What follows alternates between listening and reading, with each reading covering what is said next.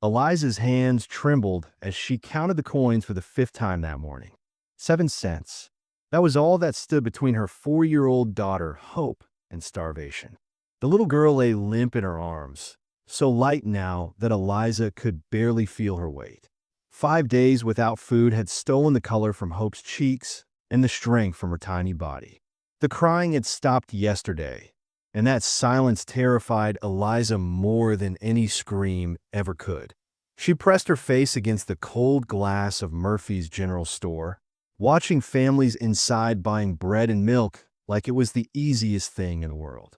Her breath fogged the window as she whispered a prayer she'd repeated countless times since her husband died in a mining accident 3 months ago. Please, God, just help me feed my baby. The company had thrown them out of their housing the day after the funeral, saying the house was needed for working families. Working families. As if Eliza hadn't scrubbed floors and mended clothes until her fingers bled, trying to make ends meet. Her bare feet were numb from the cold morning air, and her dress, once a cheerful blue, hung in tatters around her thin frame. She had sold everything else: her wedding ring, her mother's china, even her winter coat. The 7 cents in her palm were the last remnants of a life that had crumbled like dust. Hope stirred weakly in her arms, her small lips parted as if searching for food that wasn't there. Eliza's heart broke a little more with each shallow breath her daughter took. The bell above the store door chimed, and Eliza gathered what little courage she had left. She pushed inside, immediately feeling the weight of disapproving stares. The warmth hit her like a wall, and for a moment, she almost collapsed from the relief of it. Mrs. Murphy, the store owner's wife, looked up from her ledger with cold eyes that held no sympathy. "We don't give charity here," she said before Eliza could even speak. "Hard work is what builds character, not handouts." Eliza's voice came out as barely a whisper. "Please, ma'am, my little girl hasn't eaten in 5 days. I have 7 cents. Maybe some breadcrumbs," or her words died as Mrs. Murphy's expression hardened further. The other customers, well-dressed townspeople with full bellies and warm coats, turned to stare at the spectacle. Eliza heard their whispers cutting through the air like knives. "Look at the state of her. Shouldn't have children if you can't feed them. Probably spent her husband's money on drink." Each word was a fresh wound, but Eliza held Hope tighter and stood her ground. "I'll work for food. I can clean, so anything you need." But Mrs. Murphy shook her head firmly. "I won't enable laziness. There's always work for those willing to find it."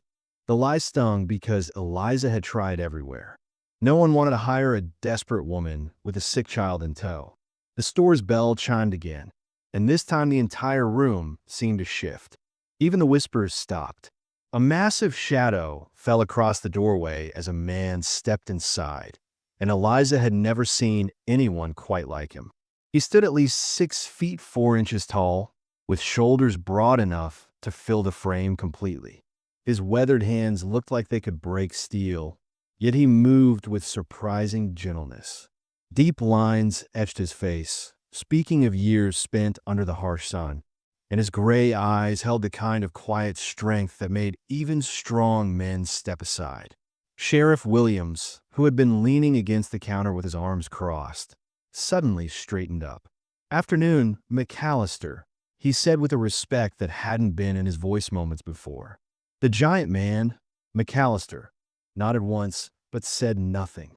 His gaze swept the room, taking in the scene with those storm-gray eyes that seemed to see everything.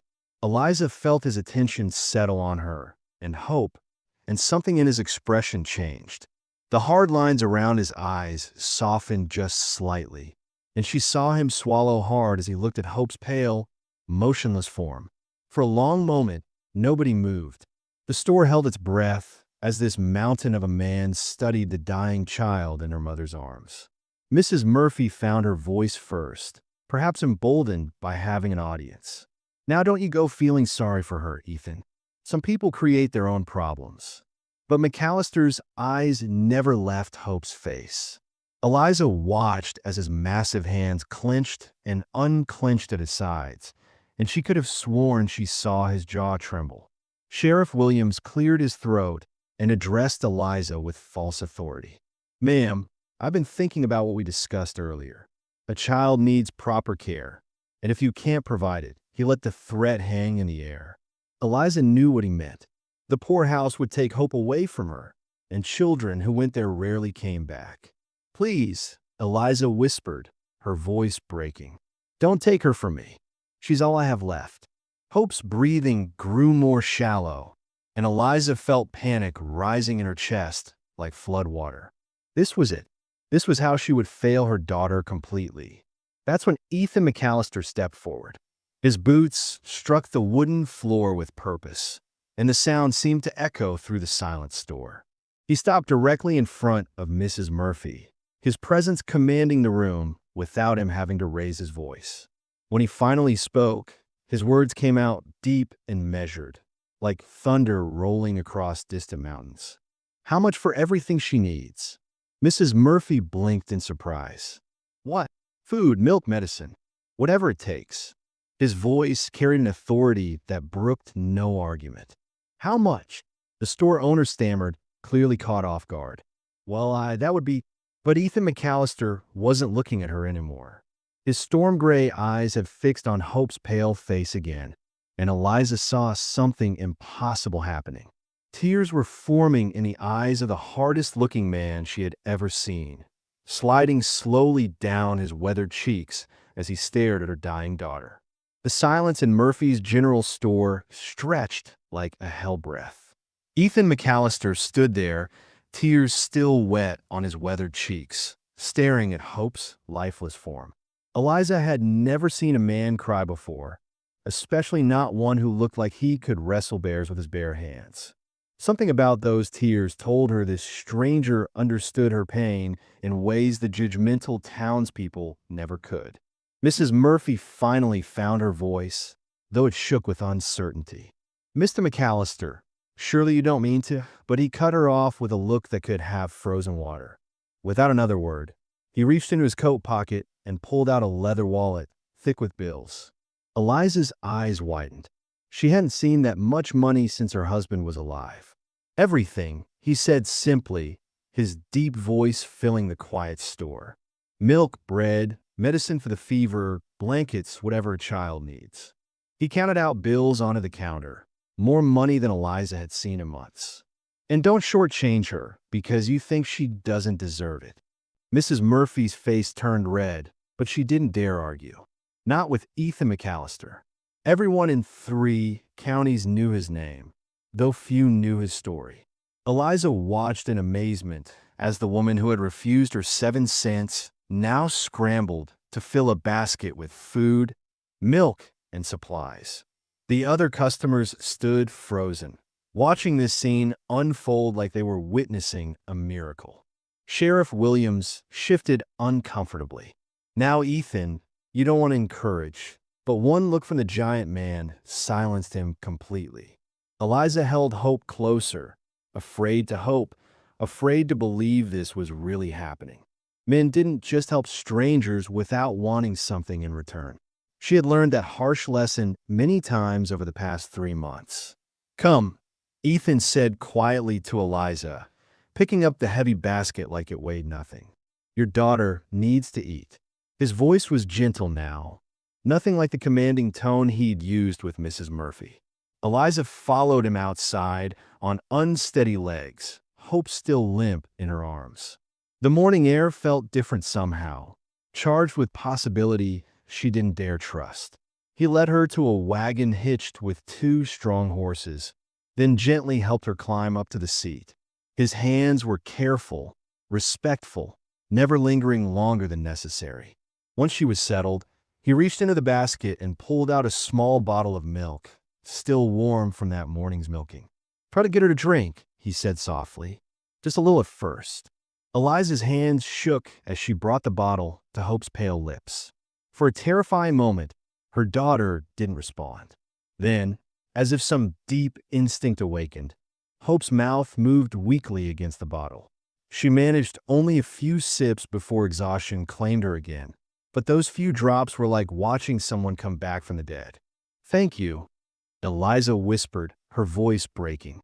"I don't know how to repay you for this kindness." Ethan had climbed up to the driver's seat, but he didn't take the reins immediately. Instead, he studied her with those storm gray eyes, as if trying to solve some puzzle written in her face. "My name is Ethan McAllister," he said finally. "I own a ranch about 10 miles from here. It's a good place, quiet and safe." Eliza nodded, still not understanding where this was leading. "I'm Eliza Miller, and this is Hope.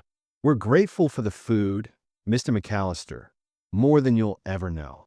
"Mrs. Miller," he said carefully, "when was the last time your daughter had a proper meal? Or slept in a real bed?" The questions weren't accusations, just gentle observations that cut straight to her heart. "3 months ago, when my husband died in the mine collapse," she answered honestly. There was no point in lying to this man who had already seen her at her lowest moment. "We've been living wherever we could find shelter since then."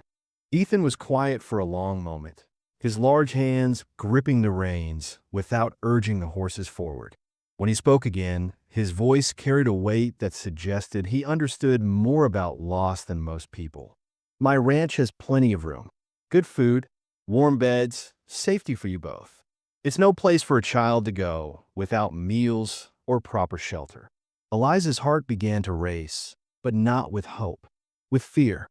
She had heard stories about men who preyed on desperate women, who offered help at hidden costs. "What would you want in return?" she asked quietly, pulling Hope closer against her chest.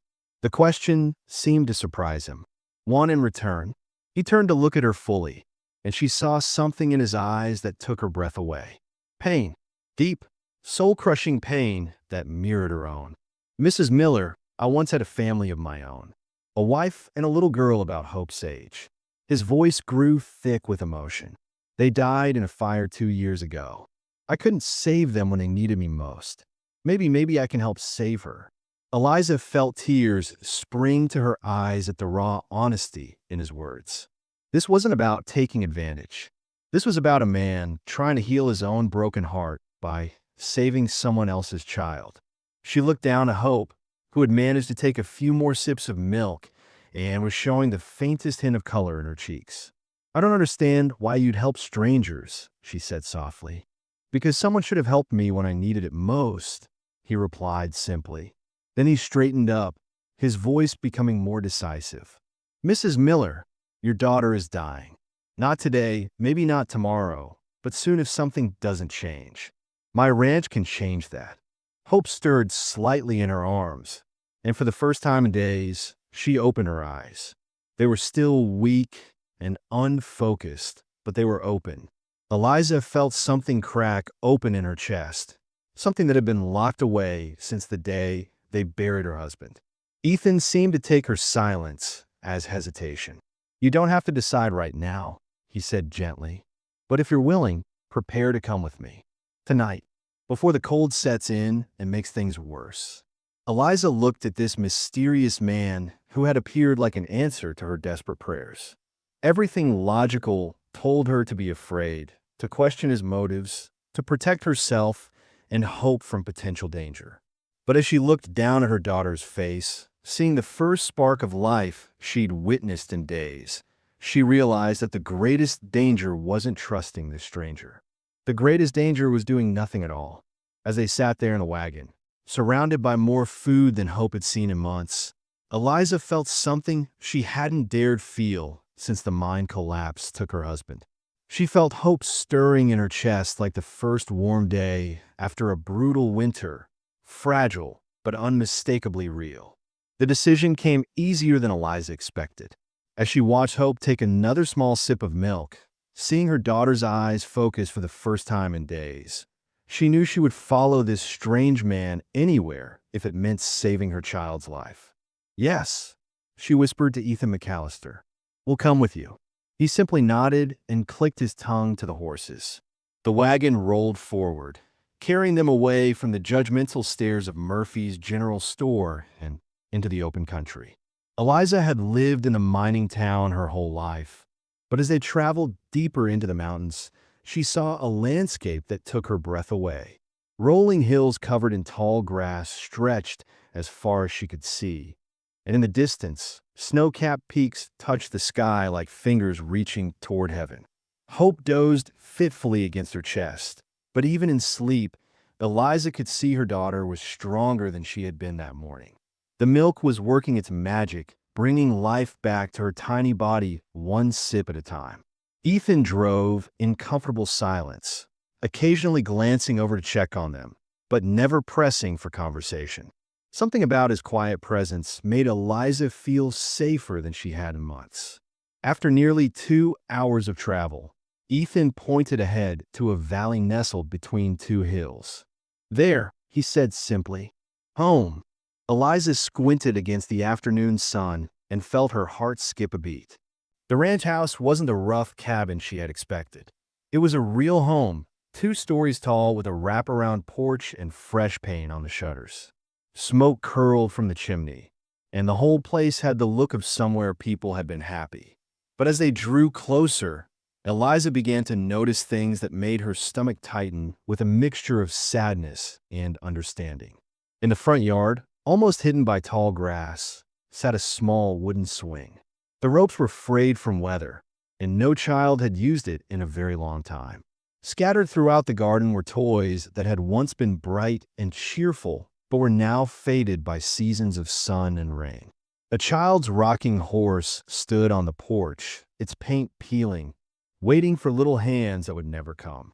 Ethan saw her looking, and his jaw tightened. "I couldn't bring myself to put them away," he said quietly. "Mary always said the house should look lived in." His voice caught slightly on his wife's name, and Eliza understood that even after 2 years, the wounds were still fresh. He helped her down from the wagon with the same careful gentleness he had shown all day, then led them up the porch steps. The front door was solid oak, carved with flowers that spoke of a woman's loving touch. Ethan pushed it open and stepped back to let them enter first, like he was afraid to intrude on the home he had shared with ghosts. The inside of the house made Eliza's breath catch in her throat. Everything was clean and well-maintained, but it felt frozen in time, like a photograph of a life that had stopped suddenly. In the kitchen, a small table was set for 3 people, the plates covered with a thin layer of dust that suggested they had been waiting for a family dinner that never came. Children's books were stacked neatly on a shelf, and on the mantel above the fireplace sat a family portrait that made Eliza's heart break. The woman in the picture had kind eyes and a gentle smile, holding a little girl who looked to be about 5 years old. She had her father's gray eyes and her mother's delicate features, and both she and her mother looked at the camera with the confidence of people who believed they had all the time in the world. Ethan stood behind them in the portrait, his hand resting protectively on his wife's shoulder, and his face held a happiness that was completely absent now. "Mary and Lucy," he said softly, following her gaze to the portrait.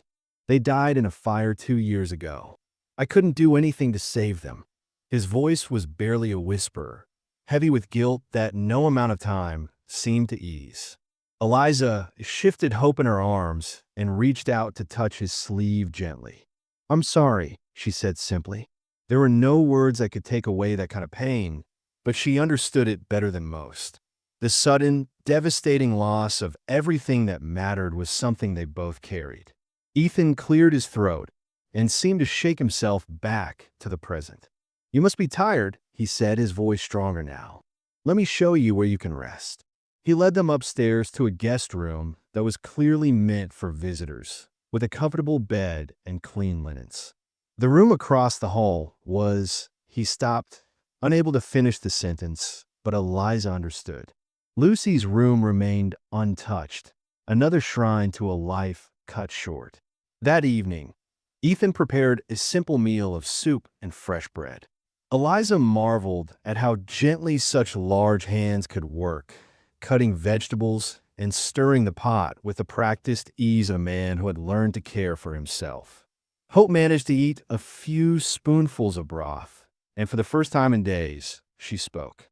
"It's good, Mama," she whispered, her small voice barely audible, but strong enough to bring tears to Eliza's eyes.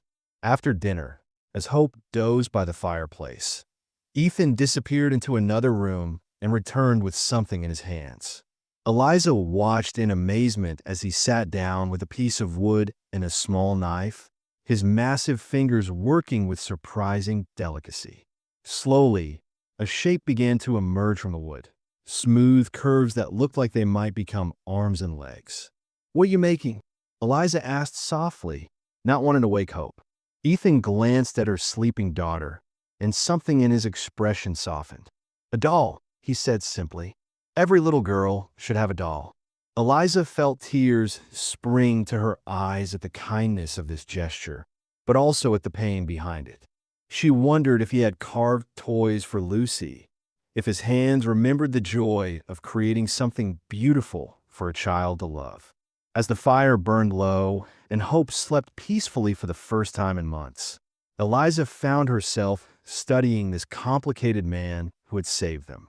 He was clearly wealthy enough to live comfortably, yet he spent his evenings alone, carving toys for a stranger's child. He had opened his home to them without question, asking nothing in return except the chance to help someone he couldn't save 2 years ago. But as she watched the firelight play across his weathered features, Eliza realized something that made her pulse quicken with a mixture of hope and terror. This wasn't just about saving Hope anymore. Somehow, in the space of a single day, Ethan McAllister had begun to save her too. And that realization scared her more than all the hungry nights and cold mornings ever had.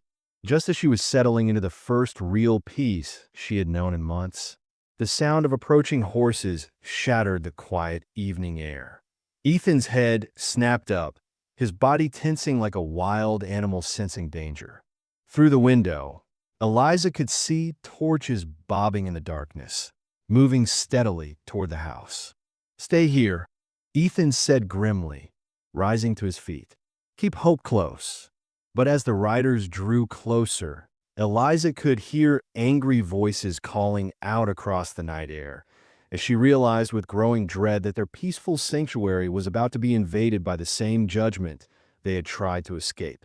The torches grew brighter as they approached the house, and Eliza could now make out the faces of the riders. Sheriff Williams led the group, looking uncomfortable but determined. Behind him rode Mrs. Murphy from the general store, along with 3 other women from the church committee.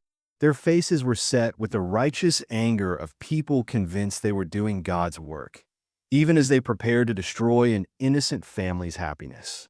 Ethan stepped onto the porch, his massive frame filling the doorway behind Eliza and Hope. His presence was calm, but unmistakably protective, like a mountain that wouldn't be moved by any storm. "Evening, Sheriff," he said quietly, his voice carrying across the yard with steady authority. "What brings you out so late?" Sheriff Williams dismounted, clearly wishing he was anywhere else. "Ethan, you know why we're here. There's been talk in town about your arrangement with this woman." He gestured toward Eliza, who instinctively pulled Hope closer. "Folks are concerned about the child's welfare." Mrs. Murphy climbed down from her horse with less grace, her face twisted with the kind of moral outrage that had nothing to do with actual morality. "It's a scandal, Ethan McAllister, and you know it. An unmarried woman living under your roof. What kind of example does that set for the children in our community?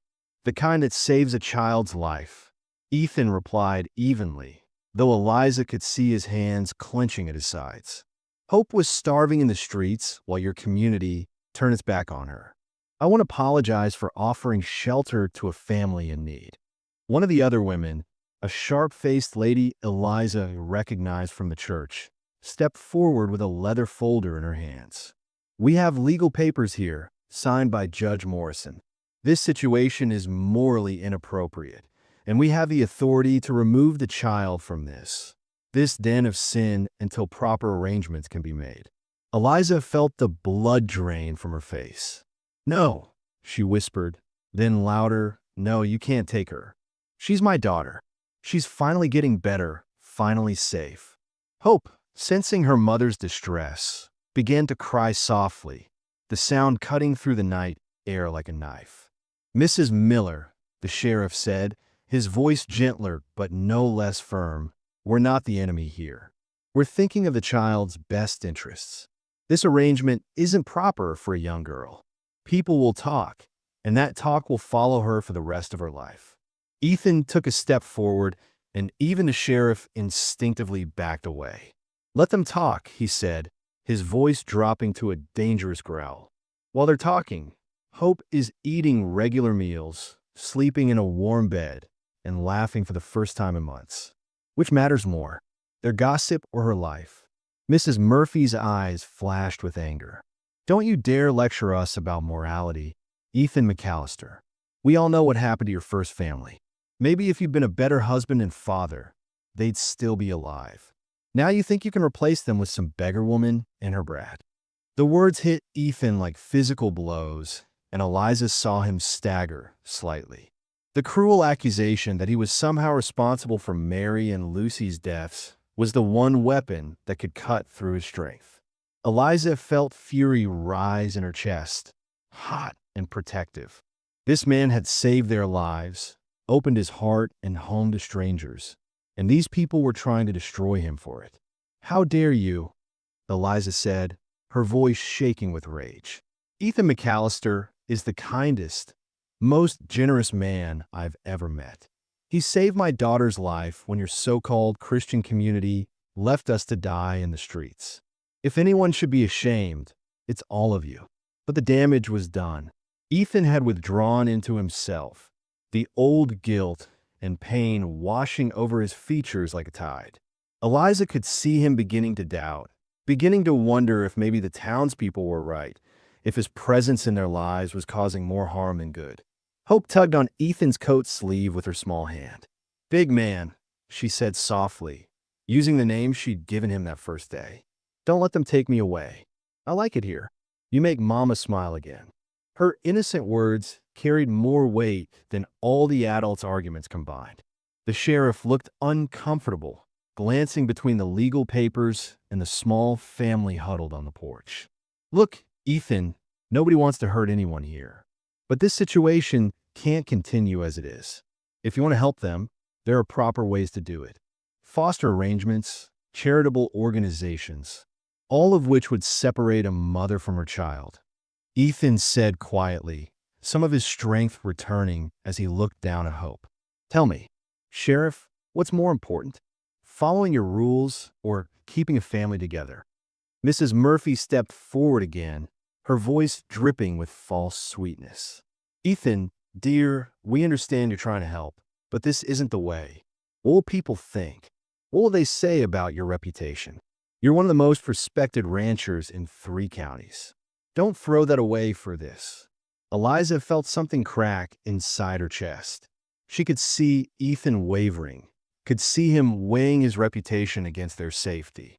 And she realized with crushing clarity that she couldn't ask him to sacrifice everything for them.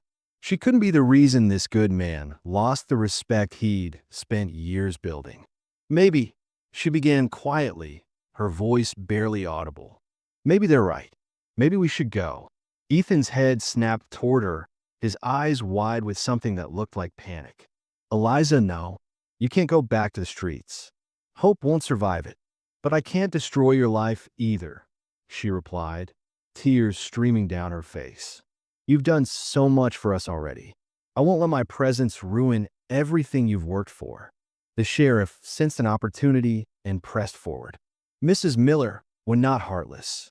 There are charitable organizations that can help you, proper places where you and your daughter can receive assistance without compromising anyone's reputation." Hope began crying harder, clinging to Ethan's leg with desperate strength. "No, Mama, please. I don't want to go. Big man, don't let them take us." Her small voice broke something in all of them. Even the stern-faced church women shifted uncomfortably. Ethan knelt down to Hope's level, his weathered hands gentle as he wiped her tears. "Hey there, little one. Remember what I told you about the horses? Sometimes they get scared of thunder, but they're still safe in the barn. Sometimes grown-ups have to make hard choices to keep the people they love safe. Eliza felt her heart breaking as she watched this tender moment. She could see Ethan struggling with his own demons, trying to balance his desire to protect them against the very real social pressure he was facing.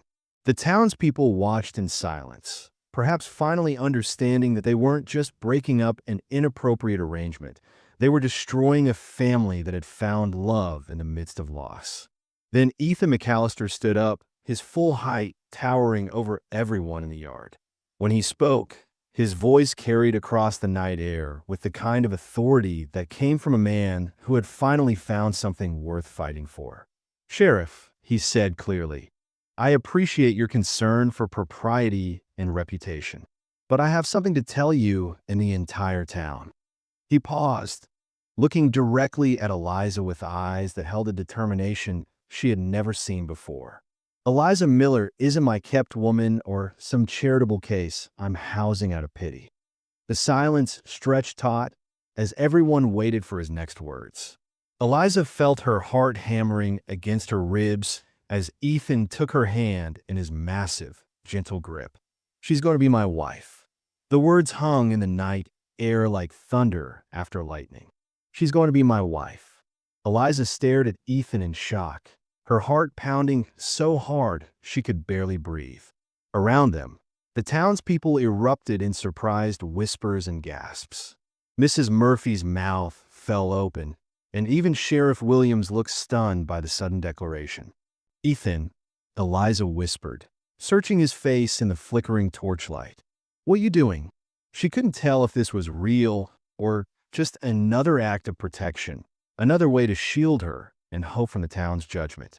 The thought that he might be sacrificing his freedom just to save them made her stomach twist with guilt. But Ethan wasn't looking at the crowd anymore. His storm gray eyes were fixed entirely on her, and something in his expression made her breath catch. "Eliza," he said quietly, his voice meant only for her despite the audience around them. "I need to talk to you. Alone."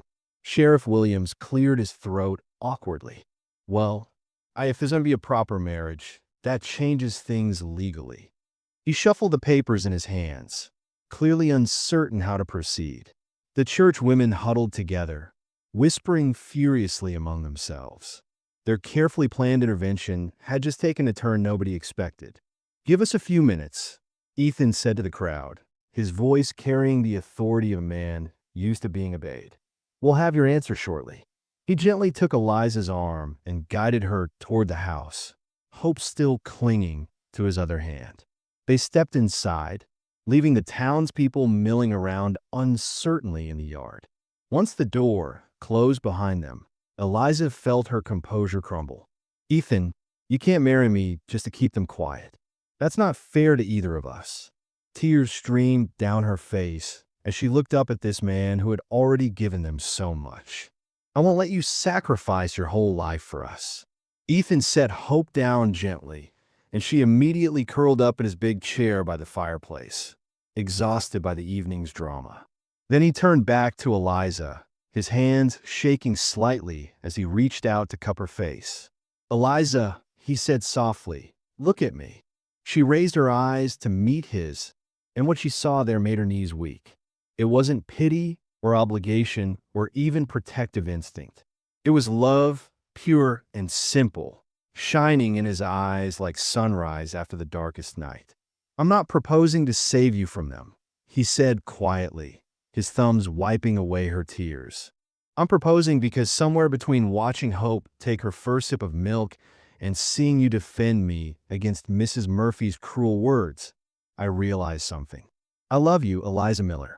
Not your gratitude, not your need, not because you remind me of what I lost. I love you for who you are."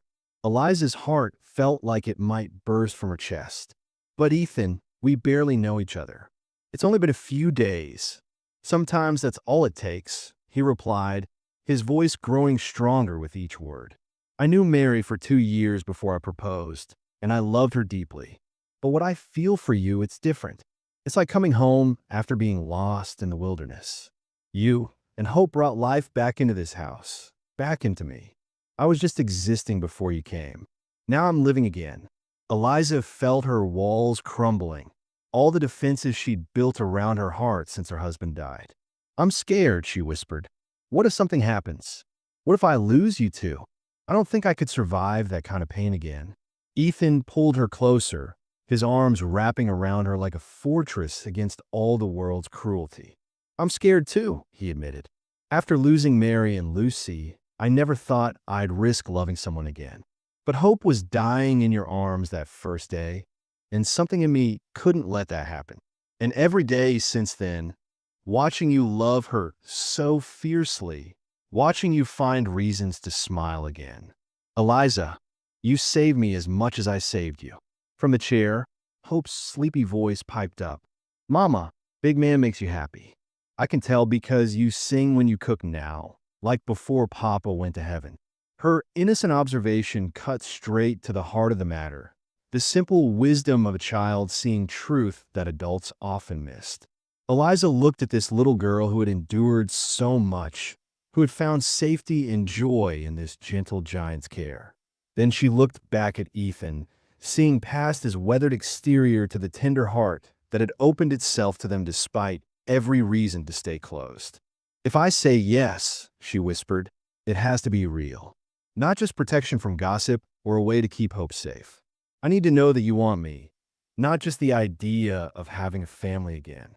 Ethan reached into his pocket and pulled out a small velvet box that looked like it had been waiting there for some time. Inside was a simple gold band with a small diamond, beautiful in its understated elegance. "This was my mother's ring," he said softly. "I've been carrying it around for 3 days, trying to work up the courage to ask you properly. Not because the town demanded it, but because I can't imagine my life without you in it." Eliza stared at the ring, her vision blurring with tears.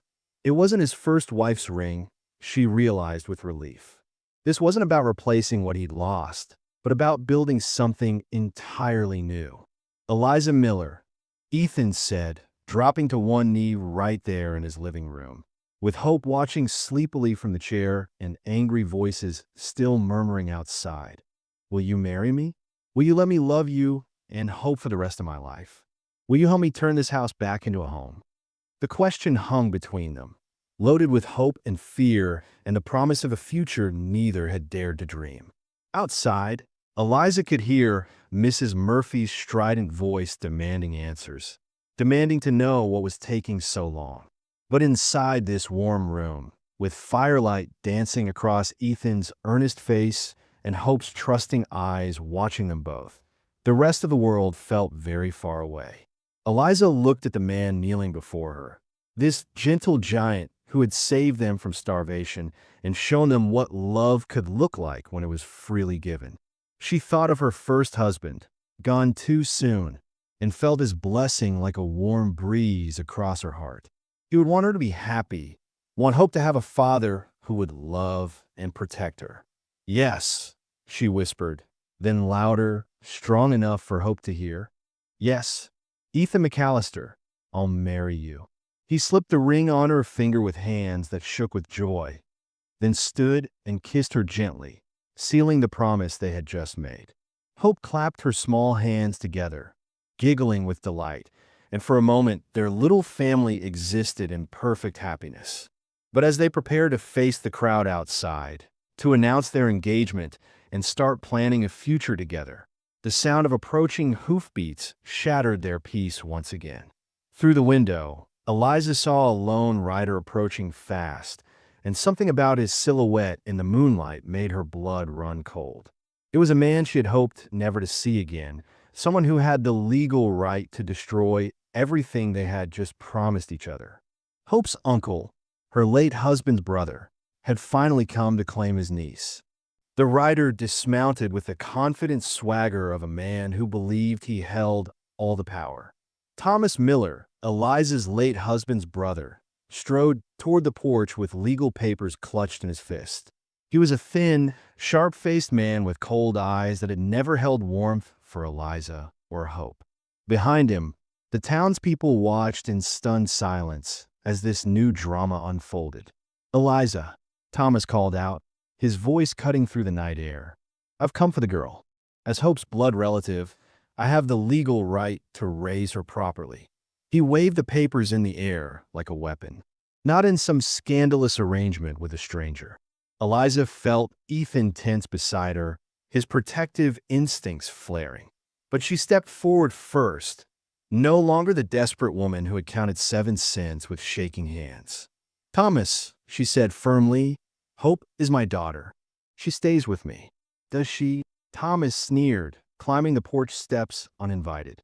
"A woman living in sin with a man she barely knows? What kind of mother puts her child in such a situation?" His gaze fell on Hope, who had pressed herself against Ethan's leg, clearly frightened by this stranger's harsh voice. Hope looked up at Thomas with wide, fearful eyes, then turned to Ethan. "Big man," she whispered, "I don't want to go with him. He's mean." Thomas's face flushed with anger. "The child doesn't know what's best for her. I'm her uncle, her proper guardian now that her father is dead." He held out his hand toward Hope. "Come along, child. I have a wife who will teach you proper behavior." But Hope shrank back, shaking her head violently. "No, I want to stay with Mama and Papa Ethan." Her small voice carried across the yard, and even some of the townspeople shifted uncomfortably at the sight of a terrified child being forced from the only safety she knew. Ethan stepped forward, his massive frame blocking Thomas from reaching Hope. "The child has made her choice clear," he said quietly, but his voice carried the weight of absolute authority. "She's happy here, healthy, loved. What more could you want for her?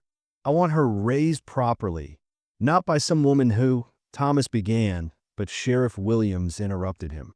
"Thomas," the sheriff said slowly, "I've been watching this situation unfold all evening. That little girl has been through hell and back. Look at her now. She's healthy. She's laughing. She's clearly attached to these people. Sometimes the law needs to consider what's truly best for the child." Mrs. Murphy, surprisingly, stepped forward from the crowd. Her earlier moral outrage had been replaced by something softer as she watched Hope cling to Ethan. "Thomas Miller," she said firmly, "I've seen that child starving in the streets while you were nowhere to be found. Where were you when she needed family then?" Thomas's confidence wavered as he realized the crowd wasn't supporting him as he'd expected. I didn't know about their situation until recently." "But we did," Ethan said quietly. "We were here when she needed us. We fed her, sheltered her, loved her. That makes us her family in every way that matters." Hope tugged on Ethan's coat and looked up at him with absolute trust. "You're my papa now, right? You won't let him take me." Ethan knelt down to Hope's level, his weathered face gentle. "Hope, sweetheart, you're part of our family now. Nothing and nobody will ever change that." He looked up at Thomas, then at the sheriff. "This child has a mother who loves her and will soon have a stepfather who would die before letting harm come to her. We're getting married next week. This will be Hope's legal home." Sheriff Williams nodded slowly. "Thomas, the child is clearly thriving here, with a proper marriage taking place. All legal concerns are addressed. I can't in good conscience remove a happy, healthy child from a loving home." Thomas's face twisted with fury, but he could see he had lost. The townspeople, the sheriff, even his legal papers meant nothing against the obvious love between this makeshift family. He crumpled the documents in his fist. "This isn't over," he muttered, but his threat sounded hollow. "Yes," Eliza said firmly, "it is." She took Ethan's hand, her engagement ring catching the torchlight. "Hope has chosen her family. We've chosen each other. That's all that matters." As Thomas rode away in defeat and the townspeople began to disperse, some offering congratulations on the engagement, Ethan and Eliza stood on their porch with Hope between them. The crisis had passed, and their little family was finally, truly safe. 3 months later, Eliza stood at the kitchen window of what was now fully her home, watching Ethan teach Hope to ride her new pony. Her hand rested on her growing belly, where their second child was already beginning to show. Hope's laughter rang across the meadow, pure and joyful. the sound of a child who knew she was completely loved. The woman who had once counted 7 cents with desperate, shaking hands now counted blessings that seemed infinite. She had learned that sometimes the most dangerous choice, trusting a stranger's kindness, becomes the very thing that saves your life. And as Hope called out, "Look, Mama, look at me ride," Eliza smiled, knowing that their story had found its perfect ending. They were home,